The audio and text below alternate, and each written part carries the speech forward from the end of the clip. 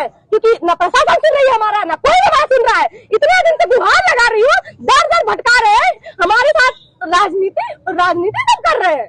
ये नहीं समझ में आ रहा, इतने दिन से गुहार लगा रही। क्या हमारे वो धनंजय सर जो अपराध को खुद बैठा के घर पे और आके हमको कह रहे हैं कि बेटा 2 दिन में उनका हत्या हो जाएगा। क्यों हमको आश्वासन दिए? किसने दिए हमको आश्वासन? सब क्यों आके हमको आश्वासन दिए? मत दिए थे, कह दिए थे तुम लोग अपने से कर लो। किस अपराधी को बैठा के समीक्षा दे रहे, थोड़ा उसके बारे में बताइए ना। देखिए हम तो देखिए 16 राजभर के साथ तो किसको बैठाएंगे? भोले को बैठाएंगे, किसको बैठाएंगे? कौन है धनंजय सिंह? ये कोई तो है, आए थे हमारे घर जिस दिन मेरे भाई का बॉडी था, आए और कह रहे हैं बेटा, जैसे कि हमको सब लोग समझाए और उन्होंने ये बोला कि बेटा वो लोग मारे जाएंगे, तुम टेंशन मत लो, ऐसा इतना बड़ा अपराध किए वो लोग नहीं बचेंगे। तो भाई हम भी कहे कि भाई ऐसे सामने इंसान बोल रहा है तो करेगा, लेकिन कुछ नहीं हुआ सर। और हम इतना जानते हैं सब के सब इस मतलब बस चाहते हैं गरीब मरे, और गरीब का चाल भी है मरने लायक, कोई खड़ा भी नहीं होता है, हम इतना जानते हैं। वो उतने बड़े पदवी पे बैठ के कह रहा है कि हम ओबीसी और एससी को देखना तक नहीं चाहते हैं। कौन कह रहा है? अरे हमारे माननीय मुख्यमंत्री आदित्यनाथ योगी जी, उनके लिए लड़कियों के लिए इतना सारी इज्जत हो तो बताइएगा। वो जो जनता दरबार में दिखाते हैं और जो उनका पीठ पीछे है ना, वो कहीं अगले लेवल पे है। अगर हमारी जगह कोई और लड़की होती ना, इतना हम कह दे रहे हैं वो घर से निकलना बंद कर दे। इसलिए लड़ रहे हैं कि वो खत्म हो जाए, जड़ से खत्म हो जाए भोसड़ी। मेरा भाई मेरे पापा के साथ रहता था मुंबई में, और वही इलेक्ट्रिशियन का काम है मेरे पापा का, गैरेज का, जो रोड साइड का काम करते हैं, वही काम सीख रहा था। सीखते सीखते फिर उसकी शादी का, अपनी शादी को खुद उसने बोला और हम लोग शादी के लिए राजी हुए। उसकी शादी भी पड़ी और उसकी शादी भी हो रही थी। और उसने समझ लीजिए जो झगड़ा वगैरह होता था, मम्मी कहती थी तू झगड़ा करा था, ऐसे तरह शादी करी वो लड़की की जिंदगी खराब हो जाएगी। तो मम्मी ऐसा, क्योंकि मेरे पापा और मेरे भाई को मारा था, मैं भी वही सोची थी। मैं इतना बता दूं, मैं खुद चाहती हूँ ना भोले राज मेरे सामने आएगा, अगर मेरे अंदर वो ताकत नहीं है कि मैं मार सकती हूँ, लेकिन इतना है उसको देखते ही ताकत आ जाएगी, मार सकती हूँ, हर हाल में उसको खत्म कर सकती हूँ। क्योंकि वो एक नहीं पता नहीं कितने अपराध कर चुका है। मेरे पापा को मारा था उसने, मेरे पापा के ऊपर कोई हाथ उठाए, किसी के भी पापा के ऊपर कोई हाथ उठाए कोई देख नहीं पाएगा। भाई को तो मार के खत्म ही कर दिया है, कौन देखेगा? और मेरे भाई को अगर अपराधी कोई बनाना चाह रहा है, वो है प्रशासन, खोज रही है, छानबीन कर ले। मारा तो नहीं है मेरे भाई किसी को ऐसा किया तो नहीं है, किसी को जान से खत्म तो नहीं किया है। ऐसा भोले राजभर का इतना पचपच हत्या किया है, वो किसी को नहीं दिखा है। बेटा जो अपने बाप को मरते हुए देखा, अपना मार खाया, वो अगर कोई भी बेटा रहेगा भाई जाएगा उसको मारने, भोले को जाएगा मारने, गया था मारने वो, लेकिन मार नहीं पाया। हम इतना कह रहे हैं और हम खुद जाएंगे उसको मारने, अगर मिल जाए हम तो मारेंगे उसको। और इसीलिए लड़ रहे हैं कि वो खत्म हो जाए, जड़ से खत्म हो जाए भोसड़ी के।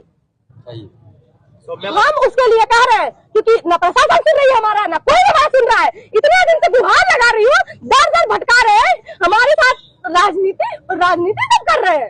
ये नहीं समझ में आ रहा, इतने दिन से गुहार लगा रही। क्या हमारे वो धनंजय सर जो अपराध को खुद बैठा के घर पे और आके हमको कह रहे हैं कि बेटा 2 दिन में उनका हत्या हो जाएगा।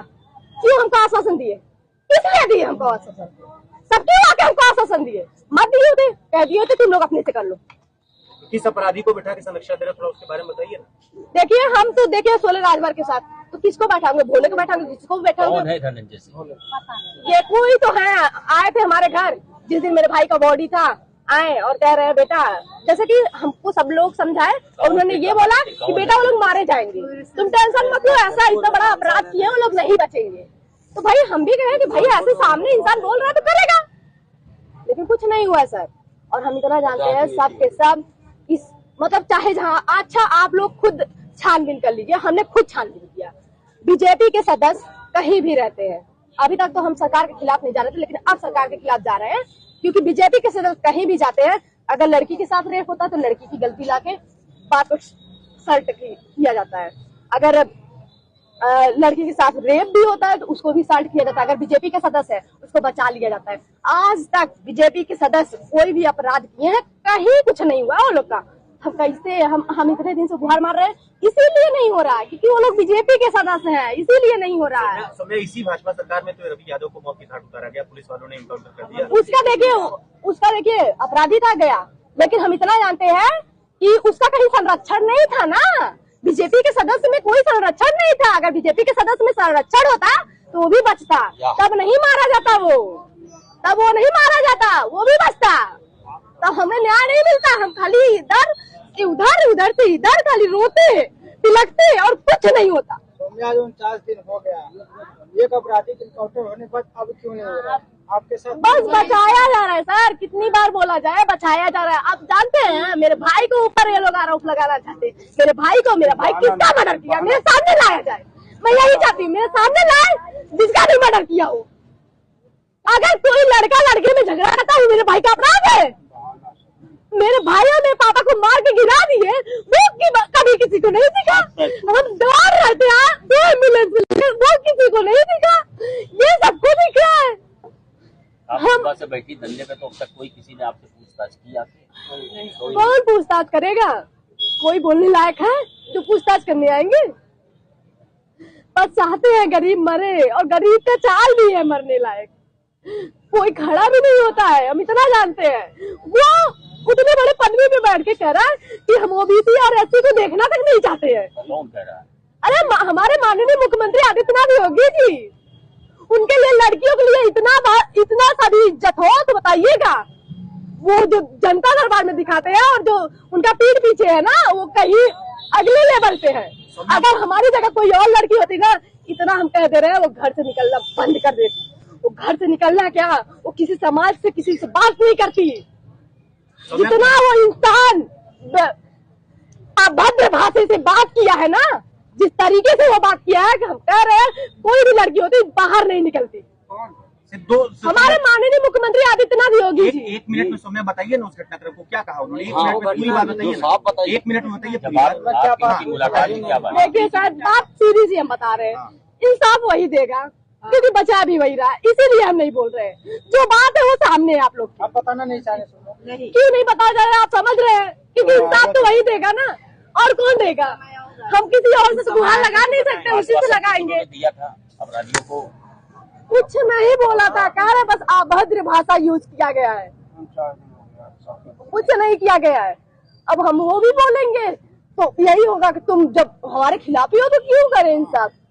तो मैं इतनी हिम्मत है आपके पास, लेकिन मुख्यमंत्री के खिलाफ एक शब्द बोलने की?